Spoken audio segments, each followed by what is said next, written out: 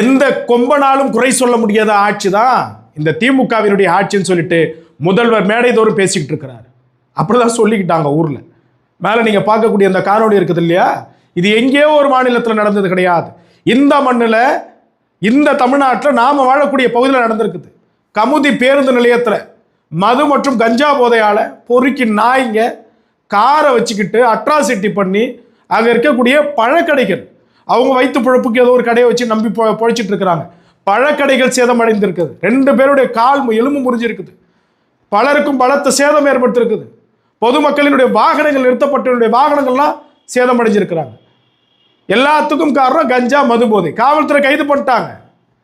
காவல்துறை இந்த இடத்துல குறை சொல்ல முடியாது. காவல்துறை மட்டும் என்ன பண்ணும் புரிய மாட்டாங்க. ஆர்டர் கொடுக்கணையா, ஆர்டர் கொடுத்தா தானே அவங்களும் அப்படியே உளவார்ந்து நடவடிக்கை எடுப்பாங்க. அவங்களுடைய கையை கட்டி போட்டு வச்சுக்கிட்டீங்க. துறையை நீங்கள் வச்சிருக்கீங்க, காவல்துறையுடைய துறையை நீங்கள் வச்சுக்கிட்டு ஒன்றுத்துக்கு வக்கில்லாமல் இருக்குது. கஞ்சா போதையில் வெட்ட வெளிச்சத்தில் பொதுமக்கள் பலரும் இருக்கக்கூடிய இடத்துல அப்படி பண்ணுறான்னா எந்த அளவுக்கு இங்கே சட்டம் ஒழுங்கு சந்தி சிரிச்சிட்டு இருக்குதுன்னு பாருங்க.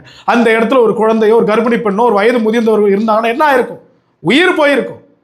தமிழ்நாட்டில் இது பல மாவட்டங்களில் நடந்துகிட்டு இருக்குது. ஏதோ திமுகவை வெடிஞ்செஞ்சு பொழுது போட சும்மா குறை சொல்லுற எண்ணம் எங்களுக்கு கிடையாது. நாளைக்கு அதிமுக ஆட்சிக்கு வந்து இப்படி நடந்தாலும் அதிமுகவை பேசுவோம், கூட்டணிக்குள்ள இருந்தாலும் சரி. எங்களுடைய நோக்கம் என்ன? உங்களுக்கு ஓட்டு போட்டதுல இந்த மக்கள் நிம்மதியா வாழ முடியுதா? ஏதோ தனக்கு கிடைக்கிற 50-100 வச்சு வைத்த கழுவிட்டு இருக்கக்கூடிய அந்த பழக்கடை குடும்பம் இன்னைக்கு நடுத்தர நிற்குதே.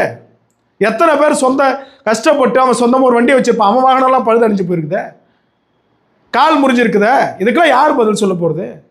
காவல்துறை உளமார்ந்து நடவடிக்கை எடுக்கணும்னா அதுக்கான உரிய அதிகாரத்தை கொடுத்துருங்க. எவனை வேணாலும் அடி, எவனை வேணாலும் மிதி, தப்பு செய்யணும்னு சொல்லுங்க. தானா உங்களுக்கு ஓட்டு வரப்போகுது. தானா நீங்க மீண்டும் இந்த மண்ணை ஆளுங்க, தப்பு கிடையாது.